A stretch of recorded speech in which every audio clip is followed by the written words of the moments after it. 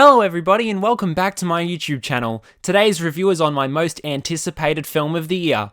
Having read the novel a few times now, I've always loved the world that I create in my mind whilst reading it. With my favourite director at the helm of this, I couldn't have been more excited walking into the cinema. So this is Kia's Reviews and this is my review of Dune.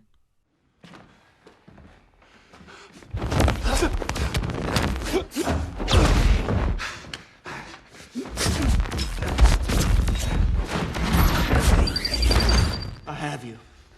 Aye. But look down, my lord. You're to join me in death. Denis Villeneuve's 10th feature film once again showcases his masterful imprint in cinema with his adaptation of Frank Herbert's seemingly impossible to adapt science fiction epic, Dune. Given that Herbert's novel has been adapted a few times both on the big and small screen, it is a largely detailed book with a lot packed into 500 pages. If anyone could have created a world so big in only one movie, it would have to be Denis Villeneuve, and he has brought the book to life. He's been allowed by Warner Brothers to split the Dune story into 2 films and possibly more if he's granted it, so this is only part 1 of the large narrative. I will admit that I was apprehensive on how Denis would translate Frank's challenging read to film. However, I understood everything from start to finish, a feat that I find is difficult when first acquainting yourself with the novel. With an all-star cast inclusive of Timothée Chalamet, Rebecca Ferguson, Zendaya, Jason Momoa, Josh Brolin, Oscar Isaac, Dave Bautista, and so many more mixed in with Denis' beautiful vision for his film, I can't say I'm surprised that Dune turned out to be the most immaculate film of the year. Your grandfather said, a great man doesn't seek to lead. He's called to it. And he answers. And if your answer is no, you'll still be the only thing I ever needed you to be. My son. With a runtime of 2.5 hours, Dune is a long movie, but it moves at a consistent pace, balancing the characters, the story, the action, and even some points where you look at the cinematography to give you a bit of a break from taking so much in. If you're expecting this to be an action film, I'll be straightforward with you, it isn't. Even though I know part 2 will be, part 1 is the perfect demonstration of how to build a world and its characters, but also hooking in audience members like myself the entire time.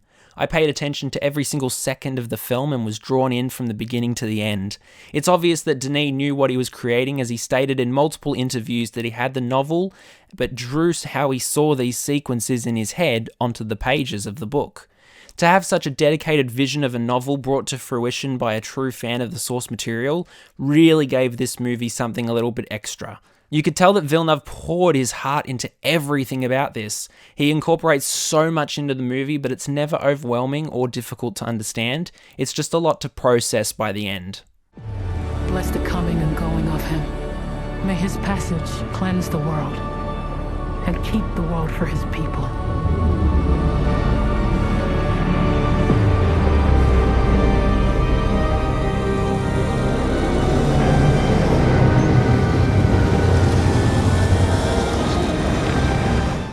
The cinematography behind Denis' films have a real beauty to them. Movies like Incendies stood out because of that fact alone, and Dune is no different. Greg Fraser, the cinematographer, captured the vision of the different worlds Dune's story takes you to, and really nailed making this feel more like art rather than a typical film. To know that he is doing the cinematography for The Batman next year makes me even more excited for that movie as well. He's also Australian, so it's incredible to see how much beauty he has put into Dune. Visually, it was breathtaking, and I could imagine what it would be like in IMAX.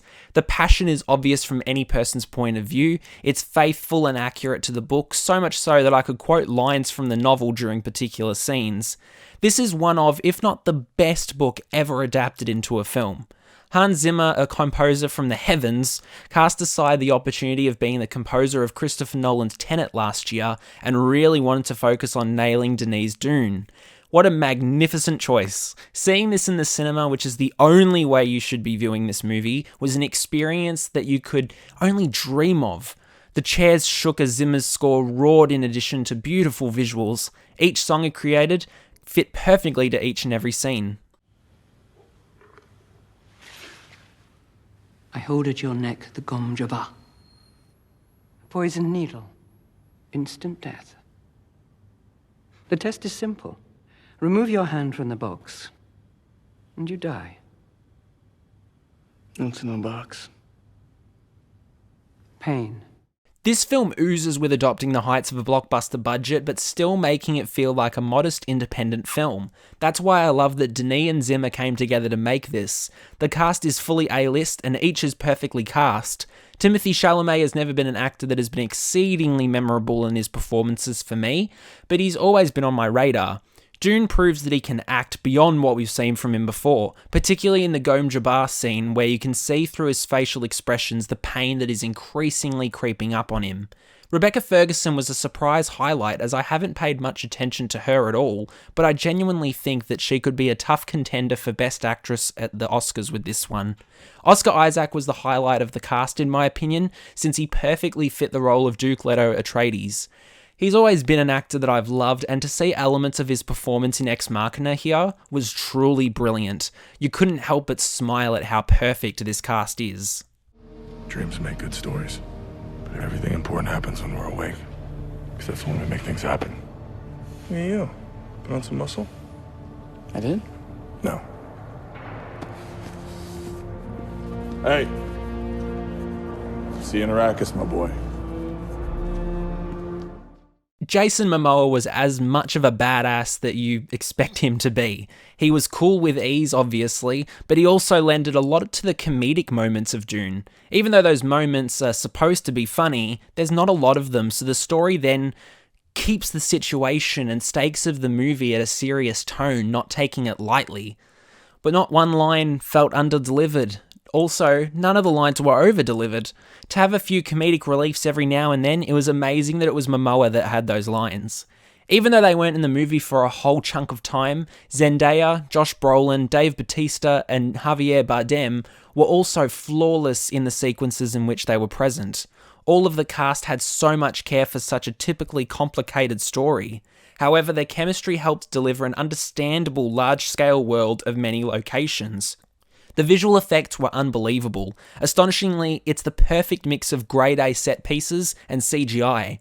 While most of the movie was centered around being practical and filming out in the desert at real locations, along with the proper set pieces, some aspects of the film were visual effects obviously, but it blended together wonderfully.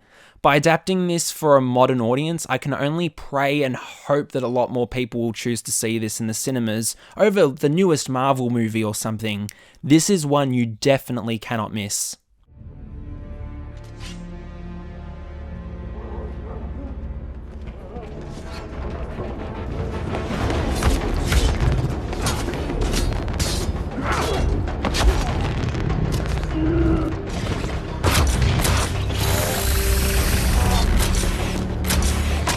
I don't think that I've ever been so excited for a movie in my life, and I had extremely high expectations for this one.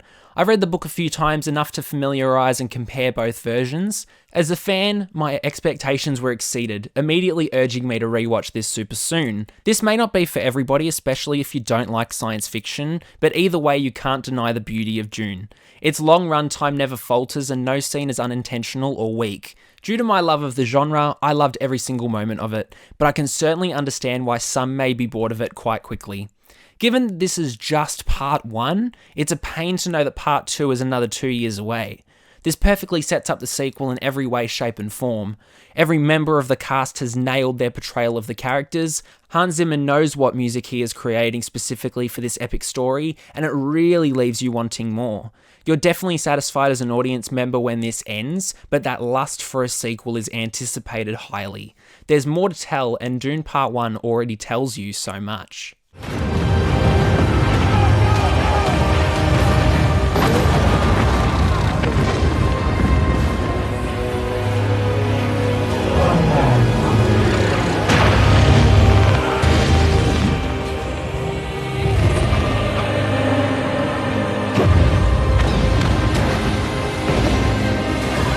After the first 5 minutes, I looked over to my friend and we nodded at the same time. We both knew that this was already so incredible and promised to be something spectacular. Once Dune came to a conclusion, I was overwhelmed with how much I loved it, how perfect it really is, and how quickly I'll be pre-ordering a steelbook copy of the film when it's available. I couldn't compute and process how truly in love with this I was. Each cast member was on point. Denis once again proves that he knows how to make a true masterpiece, and the visuals were admirable and Oscar-worthy. My review can't do this movie justice at all, as it truly is something to see for yourself. So see Dune in cinemas, please. It's a masterpiece that is worthy of the word. I can easily say that my most anticipated movie of the year has become my favourite film of the entire year. So I'll give Dune a magnificently deserving 10 out of 10. Thank you all so much for watching. Are you going to see Dune? I tremendously recommend it for you to see. Let me know below. As always, be sure to have a look at my ranking of Denis Villeneuve's filmography, as well as checking out my previous review of The French Dispatch. This has been Kiers Reviews, signing off for now. Don't forget to like, follow, and obey.